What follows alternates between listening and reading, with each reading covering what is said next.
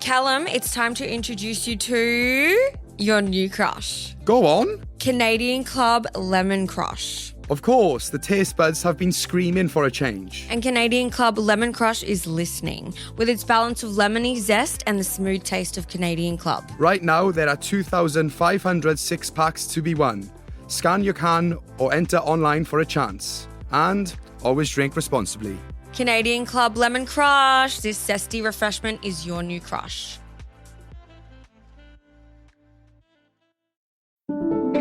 I'm Daniel James, and you're listening to 7am.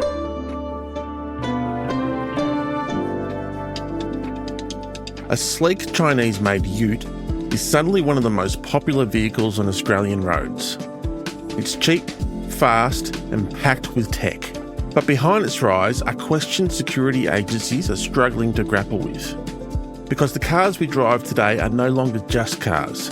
They're also data collection tools. And in a tense geopolitical climate, the lines between convenience and surveillance are blurring. Today, Senior Fellow at the Lowy Institute and contributor to Australian Foreign Affairs, Richard McGregor, on the BYD Shark, China's quietly tightening technological grip on Australian infrastructure, and what it means for national security.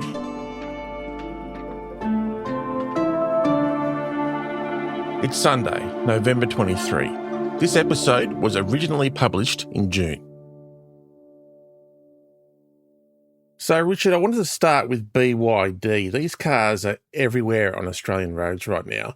What can you tell me about them and how they became so popular here? Well, BYD is actually quite an old company by Chinese standards, at least 20 years old. It was originally a battery company. A Chinese entrepreneur in Shenzhen set it up. More than a decade ago, Warren Buffett invested in BYD, but it really didn't, start to develop rapidly as a company and as a global company and as a global car company until about 3-4 years ago, when their models went, I guess they started making better cars when Chinese EV manufacturing generally started to develop rapidly and in fact become much better, much cheaper, even in some respects more technologically advanced than Western models. And it just became a behemoth. G'day, I'm Paul. We're sitting inside the BYD Shark. Today we're going to redo some of the tests. And BYD's most popular car in Australia is a ute called the Shark 6. Is it faster? Yes, it is. Has it got more tech in it? Yes, it does. Is it cheaper? Also, yes. So, it's winning at the moment, isn't it? It's a hybrid, not an EV, but it's passed all of the most stringent sort of off-road tests that Aussies throw up for their utes, even more so than Toyota. One of the things I wanted to do was really push the limits of the Shark. To do that, you got to go and cross the Simpson Desert, I reckon. It became massively popular very quickly in Australia this year, and I think became one of the largest selling cars in the country in a matter of months. So for a lot of people, these cars are appealing because they're relatively affordable electric or hybrid vehicles. That's not necessarily how Canberra sees it. How are they looking at this situation as it's unfolding? Yeah, I guess the first thing, the slight qualification, they're not just affordable, they're good. Chinese tech used to be cheap, but not necessarily good. Now Chinese tech is cheap or competitively priced, but also often the best. So that's a totally new ballgame. And I guess that's why Canberra is looking at it with such anxiety. And I guess the key issue here is that everything these days is effectively bundles of software controlled by the host country or companies in the host country and updated by them and having access to them. Now, according to Chinese law, any Chinese company, private, public or otherwise, must give complete access to that country's security services if asked. There's no system of warrants or judicial review or judges looking at it or anything like that. It's just one and part of the entire system. So countries like Australia, which don't have a trusted relationship with China, are we happy with having large parts of the data generated by our economy potentially open to the Chinese government and Chinese security services. So what are the concerns that the national security agencies have? I mean, what kind of scenarios are they imagining that can happen with China having access to all of this data? Yeah, it sounds kind of conspiratorial and crazy, but I think it's pretty straightforward. Let's take the example of cars again. Cars, electric cars and the like, which in turn are going to become sort of driverless cars. They're always training themselves on the surrounds. In other words, they're little data collecting machines. So they're filming where they're going, they're processing that data. Often they're filming where they're going and filming faces on the street, for example, and collecting information about citizens. Now, in some respects, that's quite normal. EVs in America do that as well, that they're all training themselves to be better cars, as it were. But do we worry about an American car like we would like a Chinese car? There are some people in Australia who couldn't care less. There are others who would be deeply concerned. I think today it's basically common sense that China would be collecting data and using data, just as, by the way, Facebook does, Instagram does, et cetera, et cetera. Everybody's collecting data. And we as a country have to think about how that's collected, who's collecting it, and how it's used. And at the moment, that's dominated by Chinese companies in Australia. Is there any way that we can store the data that those cars collect onshore in Australia? Well, that's one of the debates, onshore storage. For example, Donald Trump has tried to find ways for TikTok to remain available in the US. It was actually banned by a law passed by Congress. Trump keeps putting off that ban. And the particular proposal in the United States was to get companies owned by Oracle, the software company, to store TikTok's data onshore in the US so it couldn't potentially be accessed by the parent company in China and by extension the Chinese authorities. So yes, that is one possible thing that we could do. There are others who say that's not enough or it's not foolproof because there are other ways of accessing the data and we might struggle to monitor that. But to give you another example about the US, for example, the Biden administration brought in new rules which banned connected cars, in other words, EVs collecting data from untrusted entities, in other words, China, from the United States, a rule that comes into force in 2027. Would we do that? It would be very hard to do that in Australia. In the US, there aren't many Chinese EVs. In Australia, we don't tariff cars anymore. We gave up our car industry a bit over a decade ago. So, the influx of Chinese cars has been great for Australian consumers. And is the government really going to force consumers to pay more or force those cars out? That's very difficult to see. It's a very costly decision. Costly economically, of course, but costly diplomatically as well with China. And a great technical challenge too, I'd imagine. It's a technical challenge, particularly for a middle-sized economy like Australia, which doesn't have the resources of China or the United States. After the break, the diplomatic impact of banning Chinese technology.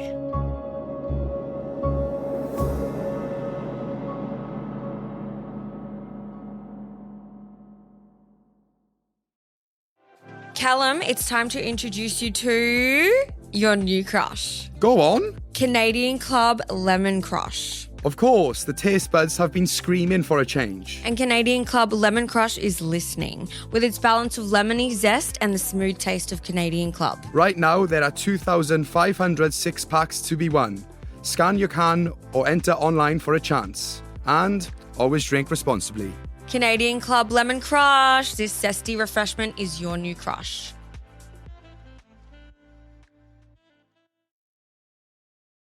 Richard, we're talking about Canberra's security concerns around Chinese technology and the Chinese government's access to our data. So has our government ever acted on these concerns? To give you context here, let me take you back to 2018 when the then government of Prime Minister Malcolm Turnbull effectively banned the Chinese telecommunications company Huawei from bidding to be the sort of chief contractor for Australia's 5G telco network. The decision we took was really one based on hedging against future risks. I mean, the reality is the nature of the 5G network is that you cannot any longer reasonably distinguish between the core and the radio access network. And this was basically because the government decided that they couldn't be sure that effectively Australia would maintain control and access to the network. Should there be a conflict of any kind? Should relations with China plummet dramatically? Intent can change in a heartbeat. So you've got to hedge and take into account the risk that intent can change in the years ahead. Remember, a threat is a combination of capability and intent. So in areas of national security, we're naturally cautious, prudent and hedging. And is it worth the cost? And that was a big decision at the time. It was one of the tipping points in the change in attitude of Beijing to Australia, and which resulted in China taking punitive trade measures against Australia in 2020, banning wine, barley, lobsters, coal, etc., etc. And relations between China and Australia appear to be further deteriorating. China has banned barley imports from Australia's largest exporter, CBH, claiming the product had harmful weeds in its grain. Now, if this is confirmed by the government, the move would further inflame tensions between the two countries, which appear to be heading towards a trade war. But if you go fast forward now, 2025, in retrospect, the Huawei decision looks very easy because it was cost-free, effectively cost-free in this respect. We didn't have to rip anything out of our telecommunications network. We just bought a different system from Ericsson. But now, if you look at the Australian consumer and industrial economy, and the, EVs or hybrid vehicles are part of this, it's dominated by China. EVs, 80% or so of EVs in Australia are made in China, including Teslas, by the way, which are made in the Tesla factory in Shanghai. The same goes for solar panels. Same goes for wind farms. So the 5G decision was easy in retrospect, but imagine the impact of a decision now of the Australian government to somehow regulate Chinese electric vehicles and hybrid vehicles. And as consumers, Richard, do you think people should be worried about their data being gathered by BYD and other Chinese companies and given to the Chinese government? Look, I don't think individual Australians necessarily have to worry. Your data or my data is not particularly meaningful to the Chinese, but we do have a duty and obligation to protect parts of the Australian economy, individuals in Australia who particularly play a role in the national security establishment. It's basically about sovereignty one way or another. Are we able as a sovereign nation to manage our own data and stop it being accessed by foreign entities that we don't trust and that we're in conflict with on other issues? So you don't want to induce sort of, widespread paranoia about every bit of Chinese technology. You've got to make judgments in particular cases, and if there is a risk, you have to try and mitigate that risk. Have we ever faced a large-scale cyber attack from another country before? We have not, as far as I know. We have faced, a lot of entities in Australia have suffered cyber intrusions or cyber attacks, if you like, but they're usually by private, hackers, people we would call hackers, Russians and the like. It might be Chinese entities as well. It could be all sorts of people, but not by a nation state. And that's very different. Countries like Taiwan, for example, I think Taiwan is the country which suffers the most cyber attacks by a state entity, obviously China in that case. Taiwan is quite an advanced technological economy, but it is pretty helpless in the face of Chinese attacks and the like. So we're vulnerable. Everybody is vulnerable. I guess the issue here is the intent of a nation state in conducting a cyber attack on Australia. Why would they be doing it? What would they attack? That the sorts of cyber attacks which have been rehearsed against the United States by the Chinese is turning off the water supply at different places. For example, you want to stop troops moving in the country, cut off the water near them, cut off the electricity and the like. So it's that sort of thing. Now, I'm not making a moral point here. I presume that the Americans are rehearsing the same sort of cyber intrusions as the Chinese. It's a matter of, how a smaller country like Australia, protects itself against that If it doesn't stop it, how it identifies that attack and how it shuts it down and then recovers from it. Richard, thank you so much for your time. Thank you very much. You can read Richard McGregor's article Trojan Horses, How to Defend Against Chinese Technology in the new edition of Australian Foreign Affairs. It's out today.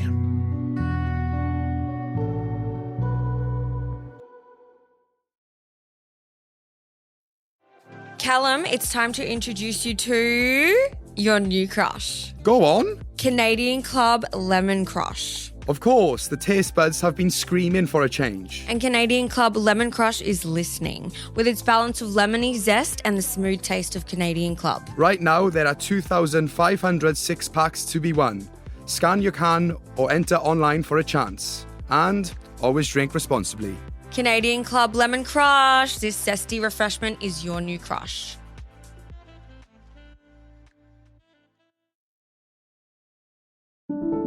Thanks for listening. Tomorrow on the show, I'm bringing you an interview with one of the very few journalists still reporting from Moscow. Kate Dupuy has been tracking how, in wartime Russia, President Vladimir Putin's allegiances are shifting. For decades, Putin's governed through a network of loyal elites, oligarchs, bureaucrats, security chiefs, each rewarded for their obedience and connections. But since the invasion of Ukraine, the system has begun to fracture. The old elite are being sidelined and a new caste is emerging. Relatives, ideologues, battlefield loyalists who tie their futures to the war. I've got to say, it's a fascinating conversation. I'm Daniel James, this is 7am. See you tomorrow.